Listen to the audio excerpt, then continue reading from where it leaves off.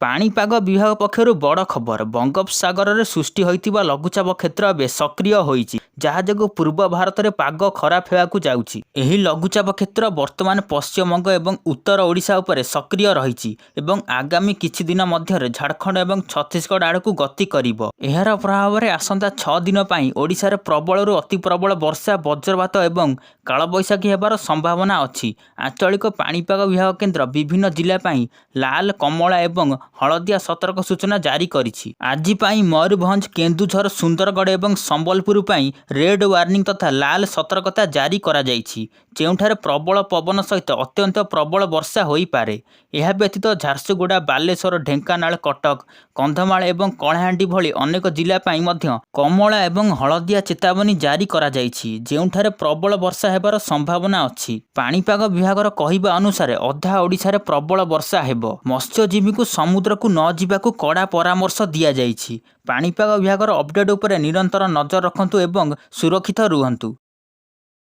केंद्र सरकारी कर्मचारी एवं पेंशन भोगी एक बड़ खबर आसी। जुलाई 2025 रु सेमानकर महंगा भत्ता अर्थात डीए रे 4% वृद्धि होबार संभावना अछि। अखिल भारतीय उपभोक्ता मूल्य सूचकांकर सांप्रतिक वृद्धि पाउथिबा संख्या द्वारा यही आशा आहुरी दृढ़ होइछि। जदि जून मासर संख्या मध्य सकारात्मक रहे तेबे सेमानकर डीए वर्तमान 55% रु 59% को वृद्धि पाई पारे। जदिओ एही वृद्धि जुलाई 2025 रु कार्यकारी हेबो सरकार साधारणतः सेप्टेम्बर किंबा अक्टोबर रे एहार घोषणा करती। आशा करा जाउछि जे एथर मध्य दीपावली पाखापाखि यही बड़ घोषणा करा जाई पारे जहाँ पाई कर्मचारी माने उत्साहर सहित अपेक्षा करिसंती। सप्तम वेतन कमिशन अधीन रे यह शेष डीए वृद्धि हेबो कारण कमिशन कार्यकाल 31 डिसेम्बर 2025 रे शेष हेउछि।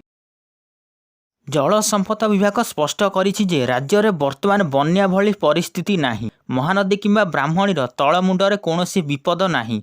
तथापि महानदीर उपर मुंडरे प्रबल वर्षा परे हीराकुद डैम रो 12टी गेट खोला जाइछि। इंजीनियर माने कहिसंती जे वर्तमान जल स्तर रे छत्तीसगढ़ रु आसुथिबा पानी मध्य कौनसी समस्या सृष्टि करिवो नाही। अन्य पक्षरे रेंगाली डैम रो पानी छड़ा जाइछि किंतु ब्राह्मणी रे बन्यार कौनसी आशंका नाही। बालेश्वर सोनरेखा मध्य विपद संकेत तले प्रभावित हेउछि। जल छाड़िबा पूर्वरु महानदीर तल मुंडरे थिबा लोकमानंकु सतर्कीकरण साइरन बजाई सतर्क करा जाइथिला। खराब प्रदर्शन करुथिबा डिग्री कॉलेज गुड़िक बंद हेबो। राज्य सरकार को बड़ निष्पत्ति। 2025-26 शिक्षा वर्षरु राज्य सरकार एक बड़ पदक्षेप नैछंती। एबे जेउ डिग्री कॉलेज गुड़िकरे छात्र छात्री संख्या बहुत कम अच्छी किंबा जेउठारे प्रदर्शन खराब अच्छी से गुड़िक बंद करा जिवो। उच्च शिक्षा विभागर एक उच्च स्तरीय कमिटी एही निष्पत्ति नैछि। एहा अधीन रे अनुदान प्राप्त घरोई किंबा वृत्तिगत पाठ्यक्रम परिचालना करुथिबा कॉलेज गुड़िक जेउठारे लगातार 3 रु 4 शिक्षा वर्ष पई आसन खाली रही थाए से गुड़िक स्थायी भावे बंद करा जिवो। एहा व्यतीत उच्च शिक्षा विभाग एवं नूतन कॉलेज गुड़िक अनुमति प्रदान करिबारे कठोर मनोभाव ग्रहण करुछि। 2021-22 रु 2024-25 शिक्षा वर्ष पर्यंत स्थायी अनुमोदन पई आवेदन करुथिबा राज्यर 146टी शिक्षानुष्ठानर भित्तिभूमि जांच करा जिवो। शिक्षार गुणवत्ता वृद्धि एवं संबळर उत्तम व्यवहार लक्ष्य सरकार एही पदक्षेप नैछंती। सरकारक पदक्षेप केमिति लागिला कमेंट माध्यम निश्चय जणाइबे। क्रिकेट जगतरू बड़ खबर आसुची। गतकाली 6 जुलाई रे इंग्लैंड विपक्ष में द्वितीय टेस्ट रे भारत एक चमत्कार विजय हासिल करिछि।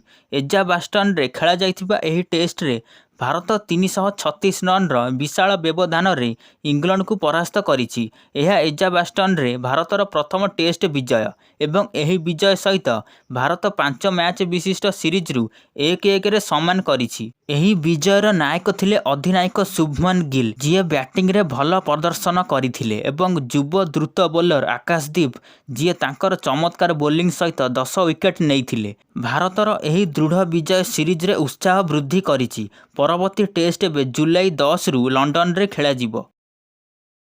पुलिस बेआईन बाली परिवहनर पर्दाफाश करिछि। नंदीपड़ा पुलिस 3 ट्रक एवं बाली बोझे डिपर जबत करिछि। या सहित एही समस्त जानर ड्राइवर मानकु हेफाजत को निया जाइछि एवं अधिक तदंत चलिछि। आपनकु जणाई देउछु जे वर्षा ऋतु को दृष्टि रखी केन्दुझर जिला प्रशासन अक्टोबर 15 पर्यंत बाली परिवहन को संपूर्ण निषेध करिछि। एहा सत्ते बैतरणी अववाहिकार हाटडीही ब्लॉक अंचलर बालीघाटर लीजधारी माने एही निर्देश पालन करू नथिले। सेथिपाई बाली बोझे एही जान गुड़िक रास्तार जाउथिबा समय नंदीपड़ा पुलिस पेट्रोलिंग दल सेमानकु धरिथिला। एही घटना जिला प्रशासन निषेध सत्ते बेआईन खणी एवं परिवहन जारी रहिथिबार स्पष्ट प्रमाण।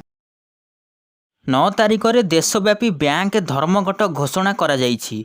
AIBEA, BEFI एवं AIBOA भली प्रमुख बैंक संगठन एहार नेतृत्व नेउछंती। 10टी केंद्रीय ट्रेड यूनियन एक बड़ सम्मिलन रे एही निष्पत्ति निया जाइछि। सेमानकर मुख्य दाबी मध्य सबुठारु गुरुत्वपूर्ण हेउछि बैंक गुड़िकर घरोईकरण बंद करिबा। एहा सहित कर्मचारीक पई सर्वनिम्न 26,000 टंका दरमा, पुराना पेंशन योजनार पुनरुद्धार एवं समस्त को सर्वनिम्न 9,000 टंका पेंशन दाबी मध्य अंतर्भुक्त। बैंक सेवा कर एवं बीमा पॉलिसी उपरे GST हटाइबा भली ग्राहकों समस्या प्रति ध्यान दिया जाइछि। कॉर्पोरेट ठारू अटकी रहिथिबा ऋणर कठोर आदाय मध्य बड़ दाबी। एही समस्त संगठनर साधारण संपादक माने एही धर्मघट को सफल करबाकू निवेदन करिसंती। ओडिशार चिट फंड क्षतिग्रस्तों पाई एक बड़ खबर। राज्य बीजेपी सभापति मनमोहन सामल सांबादिक सम्मिलन में गुरुत्वपूर्ण सूचना देइछंती।